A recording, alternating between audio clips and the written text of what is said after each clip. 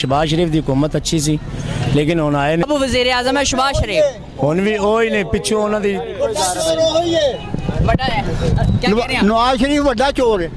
किस तरह ਮੈਂ ਦੱਸਣਾ ਮੈਂ ਦੁਬਈ 40 ਸਾਲ ਗੁਜ਼ਾਰ ਕੇ ਆਇਆ। ਉੱਥੇ 에ਅਰਪੋਰਟ ਦੇ ਉੱਤੇ ਅਸੀਂ ਜਿਸਲੇ ਆਉਂਦੇ ਸੀ 5 ਕਿਲੋ ਕਾਉਂਸਲਰ ਦੇ ਵਿੱਚੋਂ 5 ਕਿਲੋ ਸੋਨਾ ਹਰ ਬੰਦਾ ਲਿਆ ਸਕਦਾ ਸੀ। ਉਹ ਸਿੱਧੇ ਆਉਂਦੇ 에ਅਰਪੋਰਟ ਤੋਂ ਬੰਦਾ ਲੈ ਲੈਂਦਾ ਸੀ। ਮੈਂ ਬਿਸਤਰੀ ਨਹੀਂ ਕਰਦਾ ਮੈਂ ਗਵਾਹ ਹਾਂ ਇਸ ਚੀਜ਼ ਦਾ। 5 ਕਿਲੋ ਸੋਨਾ ਇਹ ਜਿਹੜਾ ਕਹਿੰਦੇ ਨੇ ਮਨੀ ਲਾਉਂਡਰੀ ਨਹੀਂ ਹੋਈ ਇਹ ਹੋਈ ਹੈ। ਇਹਨਾਂ ਤਿੰਨਾਂ ਬੰਦਿਆਂ 5 ਕਿਲੋ ਸੋਨਾ ਹਰ ਬੰਦਾ ਲਿਆ ਸਕਦਾ ਸੀ ਉੱਥੋਂ। ਉਹ ਕਿੱਥੇ ਜਾਂਦਾ ਸੀ ਇੱਧਰੋਂ ਪੈਸਾ ਚਲੇ ਜਾਂਦਾ ਸੀ ਤੋਂ 5 ਕਿਲੋ ਸੋਨਾ 에ਅਰਪੋਰਟ ਦੇ ਉੱਤੋਂ ਜਹਾਜ਼ ਤੋਂ ਉਤਰਦਾ ਸੀ ਬੰਦਾ ਲੈ ਲੈਂਦਾ ਸੀ।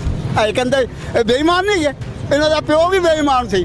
शहबाज शरीफ साहब की जब हुकूमत आई तो उन्होंने कहा ਕੰਜਰ ਹੈਗਾ अस्सलाम वालेकुम जी। ਪੁੱਤਰ ਕੰਜਰ ਹੀ ਹੋ ਸਕਦਾ।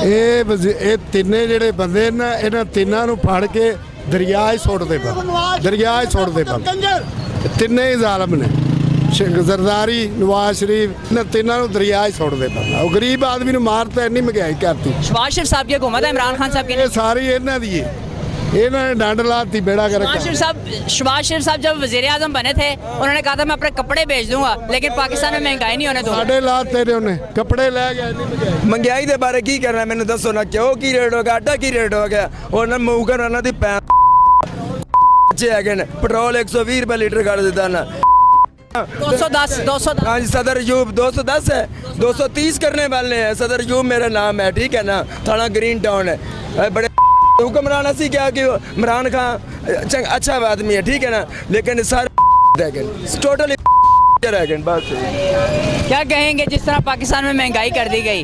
ਉਹ ਮੈਂ ਫੇਰ ਆਏ ਇਹ ਦੱਸ ਤੇ ਜਿਹੜਾ ਅਸੀਂ ਬਾਹਰੋਂ ਪੈਸਾ ਘੱਲਦੇ ਸੀ ਉਹ ਕਿਹਦੇ ਵਾਸਤੇ ਘੱਲਦੇ ਸੀ ਅਸੀਂ ਫੇਲ ਕਰਦੇ ਹੀ ਅਸੀਂ ਤਾਂ 40 ਸਾਲ ਗੁਜ਼ਾਰ ਕੇ ਆਏ ਹਾਂ ਅਸੀਂ ਕਰਦੇ ਹੀ ਅਜੇ ਵੀ ਹਾਂ ਬੇਟੇ ਅਸੀਂ ਕਰਦੇ ਹੀ 40 ਸਾਲ ਅਸੀਂ ਮਜ਼ਦੂਰੀ ਕਰਕੇ ਹੁਣ ਆਪਣੀ ਉੱਥੇ ਕਾਰੋਬਾਰ ਬਣਾਏ ਨੇ ਤਾਂ ਅਸੀਂ ਆਪਣੀ ਮਿਹਨਤ ਨਾਲ ਬਣਾਏ ਨੇ ਇਹਨਾਂ ਵਰਗੇ ਚੋਰਾਂ ਵਰਗੇ ਨਹੀਂ ਬਣਾਏ।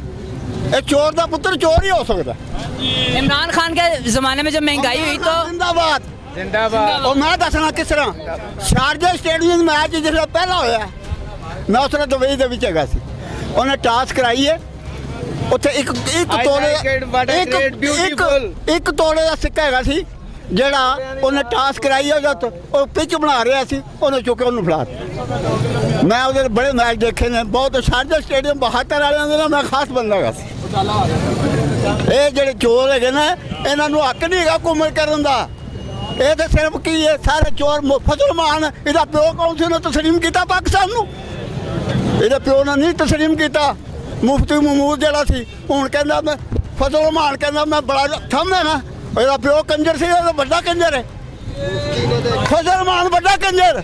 क्या कहेंगे बिलावल भुट्टो साहब को वज़ीर खारजा बना दिया? बर्बाद याद है इधर आ जा ਉਹ ਟਿਕਟਾਂ ਬਲੈਕ ਕਰਨ ਵਾਲੇ ਅੱਜ ਕੱਲ੍ਹ ਸਦਰ ਬੜੇ ਨੇ ਕਰਾਚੀ ਟਿਕਟਾਂ ਵੇਚਣ ਵਾਲੇ ਅੱਜ ਬਲੈਕ ਹੀ ਹੈ ਬਲੈਕ ਦੇ ਪੁੱਤਰ ਬਲੈਕ ਹੀ ਹੋ ਸਕਦਾ ਹੋਰ ਕੀ ਹੋ ਸਕਦਾ। ਜ਼ਰਦਾਰੀ ਕੌਣ ਹੈ ਇਹਦਾ ਹਾਕਮ ਜ਼ਰਦਾਰੀ ਦਾ ਪੁੱਤਰ ਉਹਨੂੰ ਪੱਟੋ ਦਾ ਚਪੇੜ ਕੱਢ ਮਾਰੀ ਸੀ ਉਹ ਕਿਉਂ ਮਾਰੀ ਸੀ ਉਹ ਵੱਡਾ ਸੀ। क्या मैसेज है आखिर में इम्पोर्टेड हुकूमत के लिए?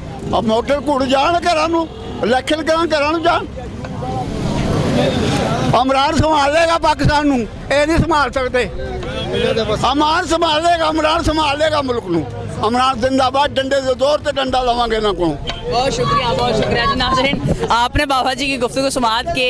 बाबा जी कह रहे हैं कि इमरान खान के दौर में इतनी महंगाई नहीं थी, आजकल के दौर में ज़्यादा महंगाई है जब शहबाज शरीफ का दौर है। अस्सलाम वालेकुम माजी, क्या कहेंगे जिस तरह महंगाई की गई पाकिस्तान में और इम्पोर्टेड हुकूमत हवास बाख्ता हो चुकी है, जिस तरह महंगाई कर दी गई है आज से पहले इस तरह महंगाई नहीं की गई? कोई महंगाई नहीं थी, अब महंगाई है बहुत है घी इतना महंगा है, हर चीज महंगी है। हम क्या करें? क्या वजह है? अल्लाह जाने क्या वजह है, ये तो अल्लाह को पता है या उनको पता है क्या है। क्या मैसेज है इम्पोर्टेड हुकूमत के लिए? पता नहीं मुझे तो ये पता महंगाई बहुत है। तो महंगाई किस तरह दूर होगी? अल्लाह जाने कैसे होगी। हाँ अस्सलाम वालेकुम। जिस तरह पाकिस्तान में महंगाई की गई और इम्पोर्टेड हुकूमत हवास बाख्ता हो चुकी है, क्या कहेंगे? ये चोर हैं भाई सारे। हमारे लिए कोई नवाज शरीफ चाचे का पुत्र नहीं या इमरान खान नहीं, जो पाकिस्तान के हक में नहीं वो हमारे लिए कुछ नहीं। जो पाकिस्तान का हामी नहीं ना। और ये इनमें से मुझे नहीं लगता एक इमरान खान का थोड़े से है उसके चांस के, हाँ के शायद उम्मीद है। बाकी ये तो इन्हें तो देखा हुआ सारों को, ये सारे ही चोर हैं। अगर जिस तरह मरियम नवाज साहिबा ने लॉन्ग मार्च किया था महंगाई मुकाओ मार्च के नाम से, क्या लगता है आपको कि पाकिस्तान में इक़्तिदार में आने के बाद इस तरह में मार्च महंगाई का कर रही थी और अब क्या हो गया? अब कौन करेगा? अब ये तो उल्ट हो गया है। वो कहेगा मैं लॉन्ग मार्च कर 60,000 का मेकअप करना बंद कर दे। मुल्क दे वास्ते, औलाद वास्ते, मुल्क वास्ते कोई मेकअप बंद कर दे। झुरड़ियां बुढ़ी नानी है तू, नानी की सेवा देंदा मेकअप करना? नानी की सेवा नहीं देंदा मेकअप करना? तू नानी है, तू नानी है, नानी नानी बन के रह, मुल्क के खिलाफ गल्ला ना कर। नानी जी तेनू ले जा नान। तेने ले जा नान। वो शादी हुई है ये शहबाज शरीफ की, समझ आई? ये कहाँ के हाजी हैं क्या? वो जो मर्जी मेरी बात सुनो, ये तो लीगली हैं और अनलीगली पता नहीं कितनी होंगी। और ये किसके उससे जा रहा खर्चा? हमारा ही खर्चा जा रहा ना, हम ही दे रहे हैं ना इनका। इमरान खान के दौर में 150 रुपए लीटर पेट्रोल था, आज 209 रुपए हो चुका है, क्या कहेंगे? ये क्या है कि चोर आ गए, चोर आ गए भाई, सारे कवर गए। आटा महंगा हो गया, घी 200 रुपए महंगा हो गया। सब चोर हैं भाई ये। और ला के चोरों के सरदारों को बैठा दिया। डालडा घ्यो सी मैं आप 300 रुपए का किलो बेचदा रहा ते अज वो 520 रुपए का अज वही घ्यो 520 रुपए का। क्या वजह क्या है, क्यों महंगाई की गई इतनी? क्यों महंगाई होनी है? इन्होंने जेड़ा फिरदा आपदे बारे सोचदा है। अस्सलाम वालेकुम।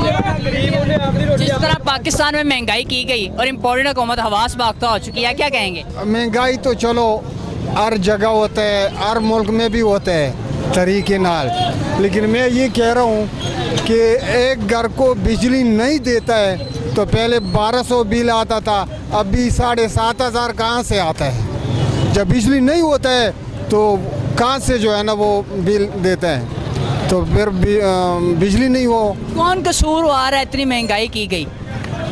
कसूरवार तो यार कसूरवार का पता नहीं चलता, ये पाकिस्तान है, कोई पता नहीं चलता है। क्योंकि अगर उधर से माल सस्ता ले जाए दुकानदार भी ज़बह करता है और सबको जो है ना वो